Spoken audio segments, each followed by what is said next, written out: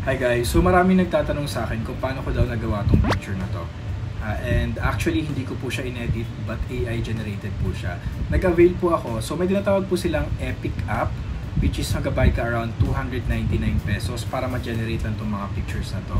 But for today's video guys, so tuturuan ko kayo kung paano gawin itong mga pictures na to without spending any money. And just using the application PixArt. So let's start. Para makakuha kayo ng reference guys, i-type nyo lang sa Google 90s Yearbook AI. So pili na lang kayo dyan guys ng gusto nyong look na i-edit.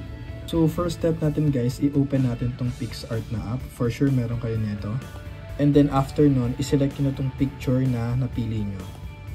So guys, yung nakuha nating picture, bali blur ko lang yung face kasi kakilala ko to. Anyway guys, no need naman na i-blurry as long as fit yung picture na ilalagay natin dito sa face. So next step natin guys, click add photo.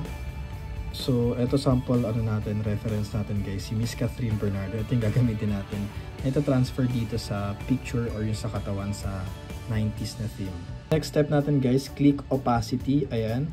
So at least half, mga 50%. Para nakikita nyo guys, transparent, diba? Dapat matutok natin or dapat same angle lang yung face sa katawan. Kaya i-click natin opacity para ma-adjust natin at least. After adjusting the face angle guys, click this button, itong erase tool. So ang gagawin natin is buburahin naman natin yung mga sobra. Yan, yung mga sides muna, yung mga corners na may kanto-kanto. Ayan.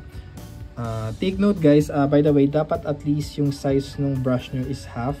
And then yung opacity, wag nyo masyadong 100% kasi hindi siya maganda. And then yung hardness konti lang din. And so para hindi na natin mabura, saktong-sakto yung face. And so i-ano nyo lang guys, i-sakto nyo lang yung pagbubura ng sobrang face. And then after that, pwede nyo i-adjust, iusog-usog pa yung face para sakto talaga doon sa katawan. Yung kinalabasan ng pagbubura natin ng sobra guys, pero kung napapansin nyo is hindi pantay yung skin tone ni Catherine and then yung reference natin. Ang gagawin natin is punta kayo sa adjust tools. So i-adjust nyo yung brightness, contrast, clarity, saturation, etc. hanggat mahabol nyo yung color. Ito guys yung naging result ng edit natin. So medyo malinis na yung sides. Dapat puliduhin nyo siya gamit yung erasing tool.